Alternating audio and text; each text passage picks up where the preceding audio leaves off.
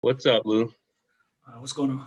Not too much. Thank you for your time. Welcome back to Atlanta. We will go ahead and get started. I've got a question for you from Sarah Spencer of the AJC. Hey, Lou, welcome back to Atlanta, even though you're technically in Phoenix right now. Nice to meet you. Just overall, what was your reaction to being traded and now joining the Hawks?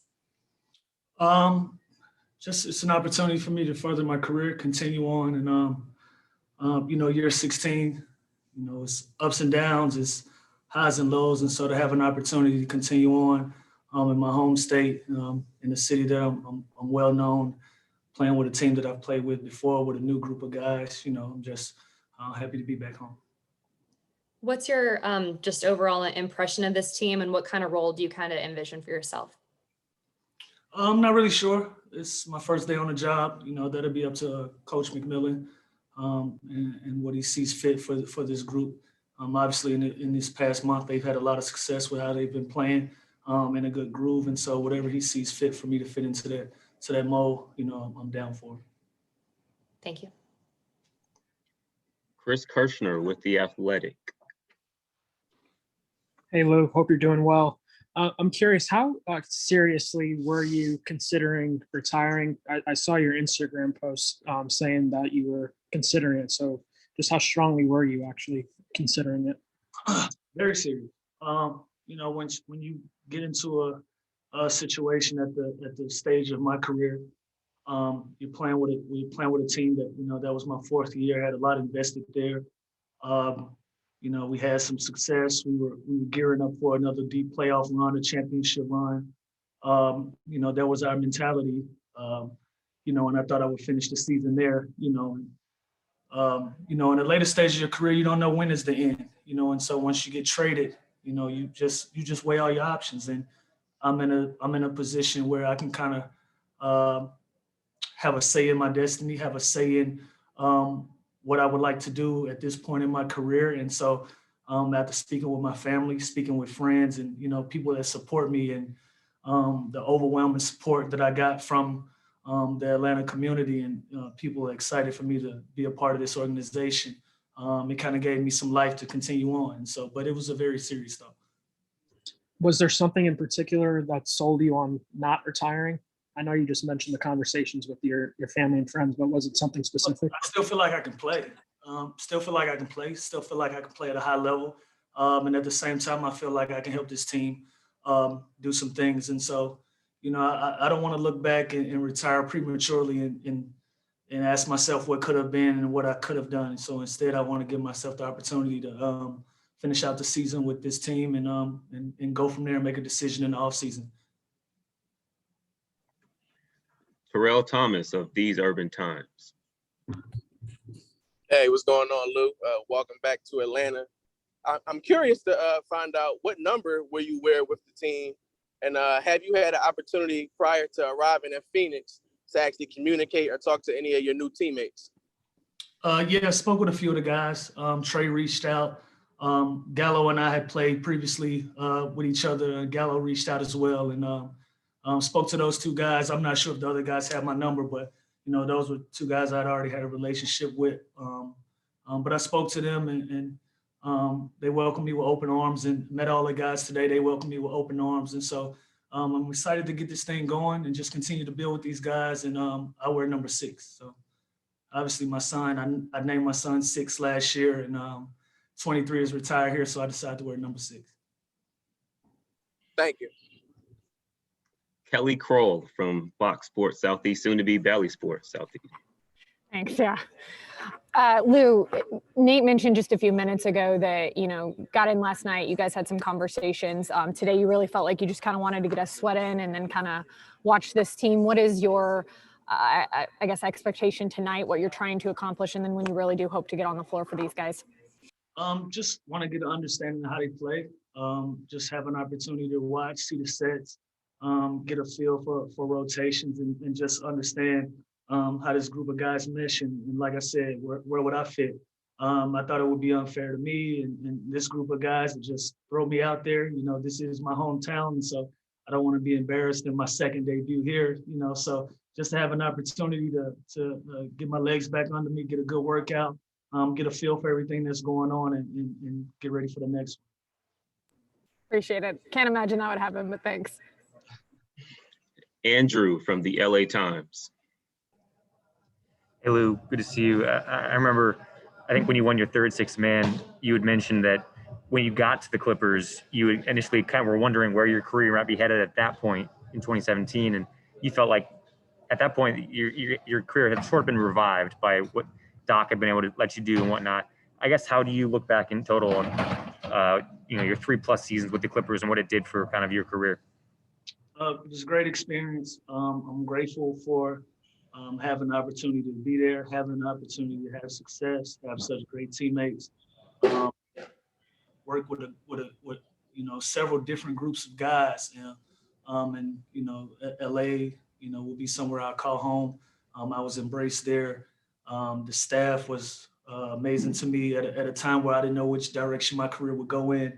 I was embraced. I was comfortable. I felt like I was a part of what was being built, and so I'm grateful for that experience. And so looking back on it, I have nothing but positive things. And then I know that being traded is something that you know can happen in a career, but with Pat Bev especially, you guys seemed so close. I guess how difficult was it to sort of like not be his teammate and him not be your teammate? Just that bond seemed to be something that sustained this locker room for a number of years. Man, it hurts. Just to be candid, it hurts. I had some very emotional conversations with those guys after that trade, in the entirety, as well as Pat. Pat called me the other day, a little emotional that my locker room was empty, and so, people, Pat and I were the longest tenured guys on that group. We were there 4 years. We were on the team that they expected us not make the playoffs, and we put that group on our backs. And we battled a very talented Golden State team. And, when you do something like that, you kind of feel emboldened, like you're part of the culture that's being created. I think we put a lot of things in place there that would carry on with a lot of the young guys that they've brought in, from Shea to Terrence to Zubac. Those are guys that we put a lot of heart and just a lot of courage and confidence in those guys of how they should carry themselves as pros, and we took a lot of pride in that. So for that to come to an end and for it to be time to move on, that was emotional for us all. Thanks, Luke. Good to see you. Brandon Harper from 680 The Fan. Yeah, welcome back, Lou. And I know every situation is different, depending on what team you go to. But what are, what is something that you learn from being out in LA that you specifically want to bring back here to Atlanta?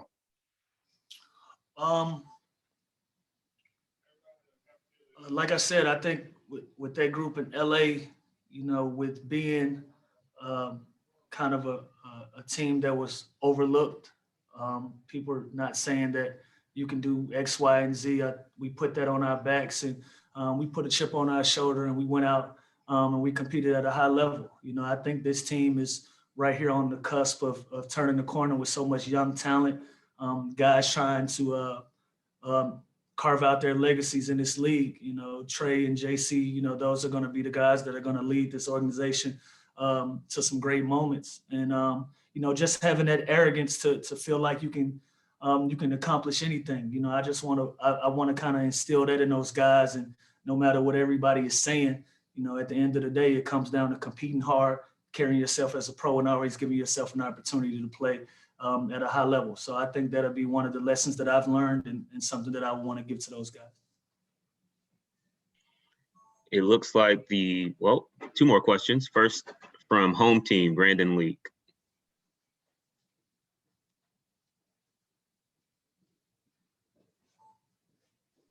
Brandon, you're on mute. Still trying to get used to technology. Welcome back to Atlanta, Lou. your thoughts with you talking about contemplating retirement, coming to the team on the other half of the schedule. Mentally, where do you think you'll be? Where are you now? And how do you think your instant offense that you've been able to bring to the league will help this team for the final stretch run? It took me a few days to get here because once I arrived, I wanted my energy to be positive. I wanted my experience to be positive, and I didn't want the guys to look at me like I didn't want to be here. It wasn't personal against the Hawks. I just needed some time to figure out what was best for myself at this stage of my career. But now that I'm here, and like I said, I've been embraced. The guys seems as if they want me here, so I'm ready to get back to work and make this push and move forward. Last question from Christos. Hello, Lou. Hope you are doing well. First of all, what is your biggest motivation to be a Hawk and help players like Kevin Herter and Trae Young to grow on the court? Those are very young, talented guys. Anywhere that I can be of influence to them with the things that I've experienced over the course of my career that I could pass along to those guys, I'm here for that. My motivation is this is my hometown. This is where I lay my head at night. This is where my career started as a basketball player at Salconnett High School. And so, anytime I put on the Hawks uniform, I want to further that legacy, and I want to be remembered in that light to always do great things. And so, that's why I'm here. And the follow-up, it's almost 7 years since your last game as a Hawk. How different player you feel both as a player and as a person through the last 7 years? And what is Lou Williams' legacy as a player? What is my legacy would be whatever my peers decide, what they saw and what they experienced from me. I don't know if it's fair for me to say that for myself. I've accomplished a lot of things in this league. I've played at a high level, and at the same time, I've experienced everything from not playing to almost being an all-star starter to coming off the bench, being the all-time leading scorer off the bench. And so those accomplishments speaks for themselves. That'll be up to whoever has an opinion about my legacy, what it is. I feel really good about it, and that's it. All right, Lou, thank you very much. Thank you, everybody. We will see you post-game.